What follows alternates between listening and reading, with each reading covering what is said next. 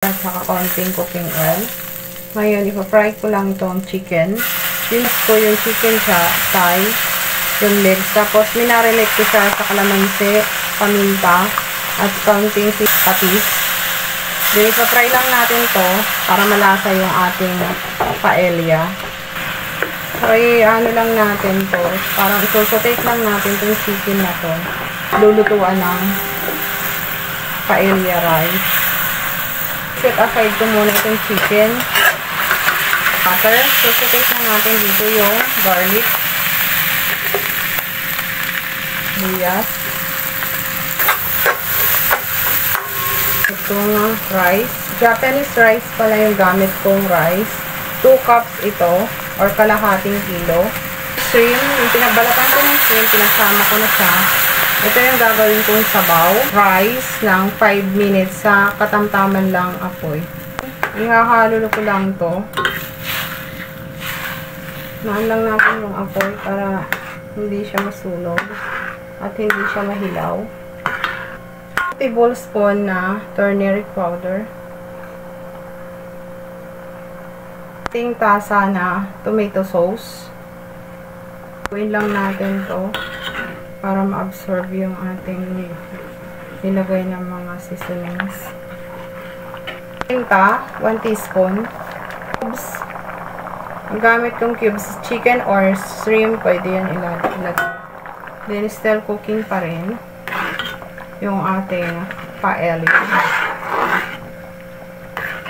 5 minutes to 10 minutes sa katamtaman lang na apoy para maluto yung ating rice. 2 tablespoon para pang-balance ng mga nilagay natin ingredients. 6 cups na stock chicken na water ang ginamit natin. Halo-haloin lang natin para hindi siya masunog sa ilalim. Pero mas masarap nito may tutong. Chicken. Nilata. Para maganda yung presentation. Kasi yung paella natin. Kasi ginamit ko isang chicken thigh or hita. Binunlis ko na yan. Malasa yan. Habang tayo ay niluluto natin yung paella rice, add na natin yan. Pati yung stock ng chicken. Natin yung squid or puset. Yan, katamtaman na lang yung apoy na ginamit ko guys. Para maluto itong mga nilalagay ko pa. Ito ang gamit kong puset. Ito ang talagang gamitin natin yung puset para mas. Then 1 teaspoon of salt. Balance lang natin to guys. Huwag natin dagdagan marami kasi maglalagay tayo ng tahong or shell. Then add na natin yung tahong.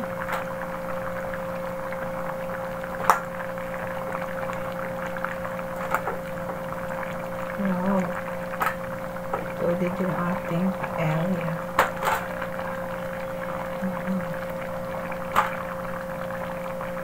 Ang handa na ito guys.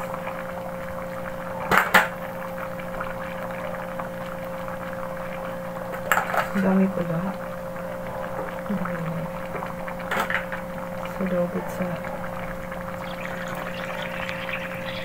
shrimp. Natin yung shrimp sa gilid. Wow, so good. Shrimp at gilid galit.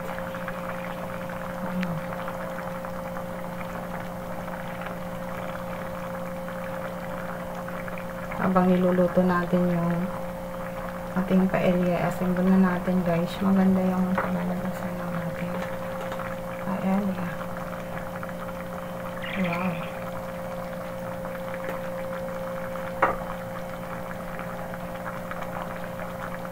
Red bell pepper.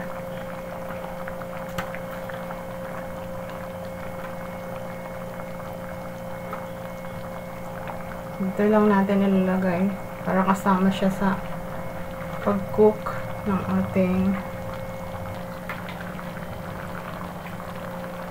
So, add lang natin tong red bell pepper at saka green dito sa ating paella.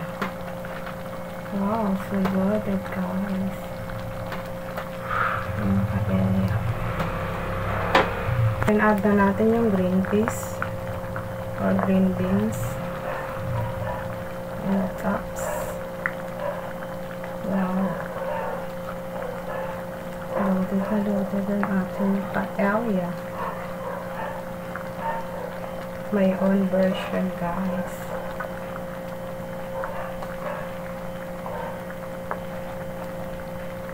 Wow.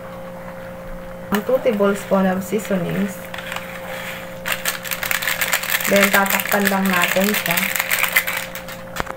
This is my paella, guys. Wow, it's so loaded.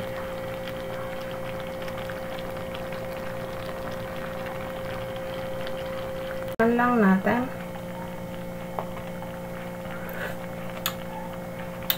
Wow, sarap! Yung luto, tatakpan lang natin siya. So, toppings. Lemon in the top.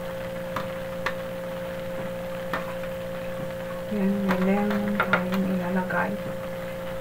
Yan. Ilagay natin yung lemon. Para may decorate. May decorate pa. So, yan na guys. So, this is finished product of paella, guys. Try nyo tong recipe ko, guys. Good for holiday season and good for business. Kain! Ready to serve paella for today. So yummy, guys, paella. So, kain tayo, guys. Tignan natin yung aking ginawang paella. Ayan. Ayan, kakain tayo ngayon ng paella. Ayan, ito. Pumusok-usok pa, guys. Wow. Ayan. Gusto ko dito ay tabi natin. Para makita nyo yung ginagawa ko. Ayan. Ito yung paella. Naman natin itong paella na ginawa ko. First bite for you guys. Wow! Yummy!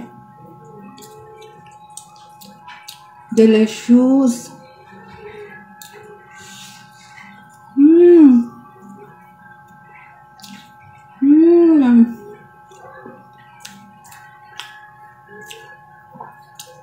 Yung nag-crave ka ng paella,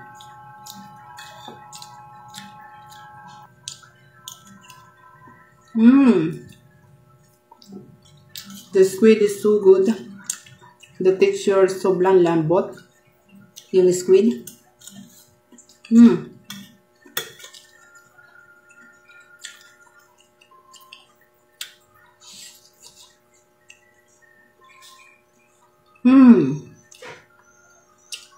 Delicious. Yung chicken, sobrang lambot.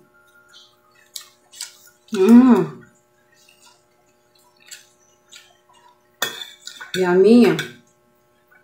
Overall, guys, it's so good and delicious.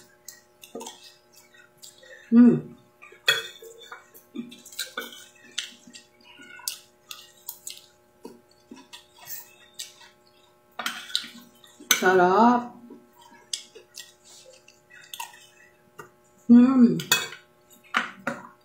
Ito yung tahong. Yung nakabuka na tahong. Yung kukunin natin. Nakabuka ng tahong, guys. So, wow. Yummy.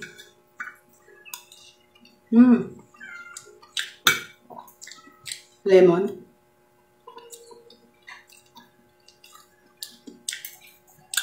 Yung lemon pambalansi yan, guys. Sarap.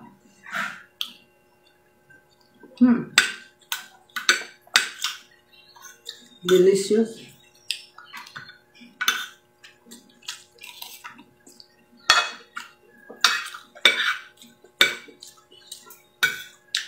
Absolutely 100% delicious and perfect.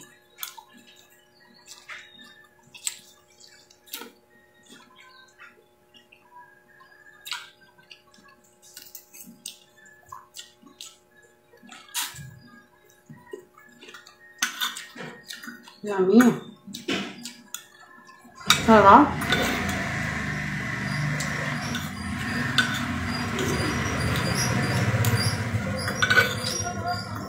Ang sarap niya. Sobra.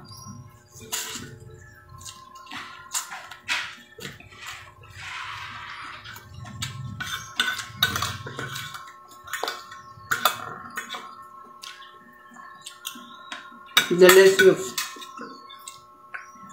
Nag-crave kasi ako ng paella. Kaya nagluto ako. Then, avocado.